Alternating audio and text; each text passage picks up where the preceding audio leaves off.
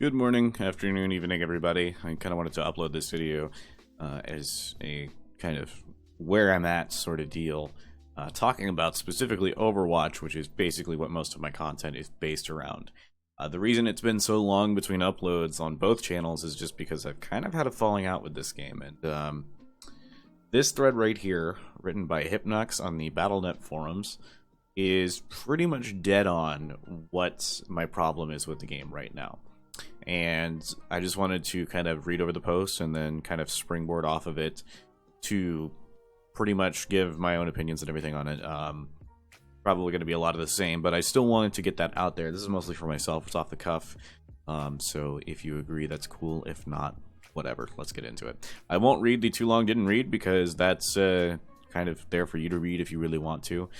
You can skip to the part where I actually start talking about the things that I want to talk about, but I'm going to read the post. I think the biggest failing by far of the dev/balancing team is just how laughably slow it is on the game's balancing updates. We are not talking player perception here, where a particular class was perceived as OP/UP during the early days. Bastion was OP at release, then trash without a single nerf. Or slaves of the meta. Reinhardt was kinda OP during the 3-tank meta. We are talking about real balancing issues that took several months to even get partially addressed, such as Soldier 76 being overtuned and perceived as such for several months after his buff until he ultimately got a nerf. Reaper being underpowered since the Nano Boost nerf several months ago and only addressed just now. Roadhog's divisive hook combo, which took 1 year to address. Pharah Mercy, and to some extent Pharah herself, has been a thorn in the side of many for months now, but nothing has been done or said to address this at all. Junkrat has been getting small incremental patches, but nothing substantial, and thus is considered by many to be the worst of the worst. The devs seem to want slower, more thought-out balance patches rather than regular patches that could shake the game too hard too fast. But the end result of their balance philosophy doesn't have much results to show for it, really, as their balancing method has produced a lot of blunders and misguided changes, such as Anna's healing and heal block were a problem, but Blizzard nerfed her damage instead, completely missing the point of the problem and hurting Anna where it wasn't needed nor warranted. Now people are asking for a damage revert to her rifle. Bastion's rework, while it made recon mode a lot more useful, it made sentry and tank far too weak after the Ironclad fix, to the point where his ult is actually a lot worse than it was before. Thus the rework pretty much accomplished nothing, and Bastion is still F tier. Roadhog's nerf finally addressed his one-hit kill combo, but failed to provide him with the necessary tools to actually do something useful, now considering he was designed around his one-hit kill combo, a horrible design choice in its own right. Now he's F tier, and with no balance change or dev update in sight. They have the PTR specifically to try whatever they want, and they don't use it. What the hell, Blizzard? You have the PTR, use it. Try stuff, break the game, make radical changes, try new abilities, just do something with it. And that's pretty much the extent of the thread. And I really, really like this thread. It sums up so many problems that I have with Overwatch right now. It is ridiculous. Excuse me. And the thing is, there are so many more problems that need to be addressed too, that I don't feel like this post really got as far as it possibly could. One of the things that I have grown incredibly sick of over the past few months is these skin packs and these updates, these events. While the events are kind of cool, they kind of sometimes bring new game modes, like the Uprising event was kind of cool. The Halloween event was probably my favorite one. It needs to slow the fuck down. They need to divert these resources into something else, because this time gate, like, okay. Let me get into another reason why this really annoys me, and I'm sorry this is disjointed, but I kind of just want to get this out of the way. So the first content packs were alright. They didn't have too terribly much content, but as time has gone on, these content packs have gotten bloated. The last update that they did, last content pack that they did, it was literally impossible to gain the currency required to buy every single one of the cosmetics, and I'm sure that unless somebody out there is dropping thousands of dollars on loot boxes, no one out there got every single one of them. And I know what you're thinking. Well, you shouldn't be able to get every single one of them. Well, this wouldn't be a problem if it weren't for the fact that the majority of the skins now, it feels like, are time gated. They are behind these events that only happen once a year. And it's really, really frustrating because, you know, you see a cool skin, you're like, oh, hey, I kind of want to get that. Well, unless you want to play the game until you have 3,000 currency, you're not getting it. You can try your luck with loot boxes, but you'll probably not get that, like, ever. Now, they are addressing that. They're making dupes a little less common, which is good, because that's been one of my biggest problems with the loot system in general. But it still doesn't fix the fact that the loot that they get, or the loot that they put out for events, is still stupidly rare and stupidly expensive. I remember when they did the summer event for the first time, it was impossible to use your currency to buy any of the skins. And then they finally fixed this in the Halloween event. And when I say fixed, I mean sort of. They just kind of jacked up the prices by 3 times, which wouldn't be that big of an issue, I don't think, if it weren't for the fact that if you get duplicates from the events, it's the same amount as if you got a regular legendary in currency, which is stupid. If it's 3 times more expensive, I should get 3 times the coins. Why is that such a difficult concept to craft? I really don't know. But the thing is, time-gated content is annoying. I hate time-gated content, and I know their skins, they don't actually affect anything in the game. That's fine, you know, it's the, like, least bad kind of time-gated content, but it's still really irritating to look at, because it's all stuff that I have to wait a year to get if I really want it. So thankfully, I haven't really wanted much of any of it anyway. I haven't been playing the game very much. And that's just, like, one of the things. The time-gated content is just one. I think they need to slow the hell down on the updates and actually concentrate on the game where it matters. They need to do more things with the core game itself, rather than doing all this other extra shit on the side. If the core of the game is not fun to play, I'm not going to want to play any of the other kinds of game modes that they have. And right now, the core of the game is just not fun to play. And a lot of it is because of these really slow balancing cycles that end up just, you know, staying in the game forever. It took them a year to address Roadhog, who, it blows my mind that he got as far as he did, you know? Flank Hog was a thing, a 600 health hero, moving at the same speed as everybody else, who deals more damage in one shot than, like, fucking anybody other than snipers, is able to just kind of go around corners and pick somebody out that's out of position and kill them in one hit, most of the time. Like, I mean, of course you got some tanks that can survive it, but that's just tanks. Any healers or DPS classes usually immediately get killed. Roadhog was a better Reaper than Reaper was for months. It was useless to play Reaper, like, at all, because Roadhog was just so much better. He had a higher health pool, he was able to bring people closer to him. Like, why would you not play Roadhog instead of Reaper? I mean, at least they're addressing Reaper now, and they've kind of neutered Roadhog, which is good. But it took so long for them to do that, but by the time it actually happened, I didn't give a shit. It still wasn't enough for me to want to come back to the game. And it's just, you know, these updates are so far apart. And, you know, you can compare this to other games in their development cycles with balance changes and everything.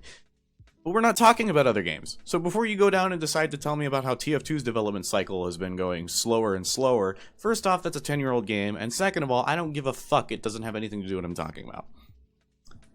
Just wanted to go ahead and get that out of the way. And, you know, let's look at something like TF2, for instance.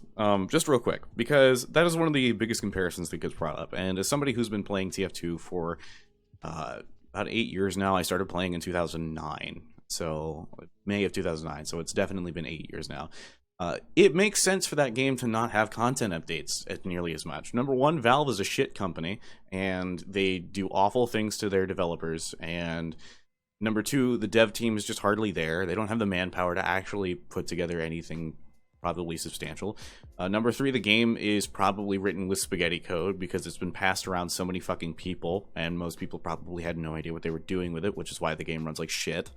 You know, TF2 is an old game. It's like 10 years old. So it gets a free pass on this not getting content update things because it's just old as fuck. Like, that totally makes sense. Overwatch is a year old. Let's, so, okay. TF2 gets released in 2007. Mind you, this is late 2007. And, oh, excuse me for the pause. Overwatch gets released 2016, May of 2016. And during that time, we have gotten, like, 3 maps since then? I think 3 main maps. Now, we've gotten extra stuff on the side, like I said before, but I'm talking specifically about the main game itself. Like, you know, when you log in, try to put up quick play or something like that, you have those 3 new maps, and that's pretty much it. There might be 4. I can't fucking remember right now. Well, let's look at a year into TF2's lifespan real quick and just count exactly how many got added between January 2008 and December 2008, since that seems like a generous kind of amount. Considering that's also whenever they first started adding maps. You got 1, 2, 3, 4, 5, 6, 7, 8, 9, 10, 11, 12. 12 maps in a year. In just 1 year. Now, to be fair, not all of these maps were made by Valve. In fact, as I'm looking here, only... Okay, so 3 of them were not made by Valve. Every other one of them was made by Valve. That's ridiculous. Valve makes 9 maps for TF2 and puts them in a year. Blizzard can't make more than 3 maps in over a year. Now, I know what you're thinking. You know, perhaps it's harder to design Overwatch maps because of the fact that they have so many specialist classes and you kind of have to account for every single one of them and their abilities, how they can use them. I would be more willing to believe this if it were not for the fact that every single map in Overwatch has the exact same structure for the exact same game modes. And if you don't believe me, look at all the hybrid maps. They're exactly the same. They feed in 2 different ways. They have a lot of obstructions. Usually the attacking team is coming from the lower ground. If they're not, it's from level playing field. They go through a really long snaking tunnel-like structure that usually never gets held, but sometimes does, and then they have this ending where the defense spawn is right there and they're constantly pouring out. You know, I would be so willing to believe that Blizzard, you know, is carefully designing these maps if it were not for the fact that every single one of them is designed exactly the same. You know, that's another thing. That's another thing that just makes it feel really stagnant too, is because all of the maps are pretty much the same and they're not adding enough of them. I've played so many of them that I can memorize every single one of them, every single part of them, and I know exactly how games usually go. I can pretty much tell, like, right off the bat if I'm going to win or lose, and that's really bad. And this wouldn't be such a bad thing if it weren't for the fact that Overwatch is a far more clustered up game than something like TF2 is, because of the fact that it's a 6v6 format. And something like TF2, you've got 12v12, there's so much fucking chaos, everything is going on at once. There's so many different things that can happen, which kind of makes the maps more lively to play on.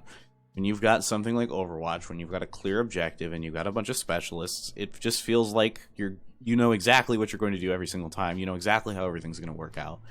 It just gets really, really stagnant. And that's pretty much been the Overwatch experience for me lately. Every single time that I've tried to sit down and play it, I have not been able to really get into it. If it's not because of the fact that I've already played this map 100,000 times, it's because of the fact that this certain hero is really annoying and they're still not getting addressed. And I'm not going to get into what heroes I find annoying because that's just going to spark another discussion that I don't feel like going through. But, you know, it takes them so long to actually do things that are like substantial, and nothing really pays off because of it. Because I know it's the eternal balancing cycle. You know, you balance one thing and something else pops out of place. That's just kind of how it works. But if you're going to be slow with it, like, at least be good with it. And it kind of leads into the next thing I'm going to talk about, the PTR, which I have talked about extensively on my other channel. I have talked about the fact that there is absolutely no incentive to play on the PTR, and there still is no incentive to play on the PTR. And I don't understand what Blizzard is thinking with this.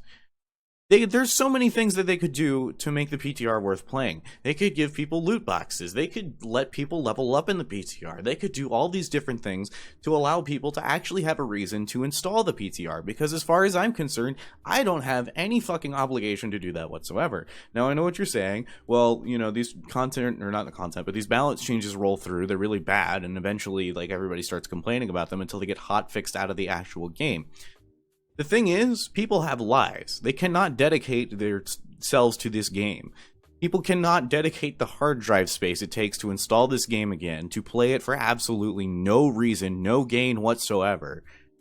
I am not a Blizzard game tester. I am not. I'm not getting paid for this shit. I'm not getting anything out of it. And I'm not going to let them just kind of like let me be a guinea pig and get absolutely nothing out of it. That's just not how it works for me. You know, it's just that's just how it is with me. I cannot do that. I cannot justify that at all. They need to incentivize it, otherwise nobody's still going to play it. And this is just me talking. Like, there's plenty of other people who just don't play it because they just want to play the actual game. They don't want to. I think Blizzard thinks that there's so many people who are just like sycophantically obsessed with this game that they would go through and test all these things in PTR, and that's just simply not how it is.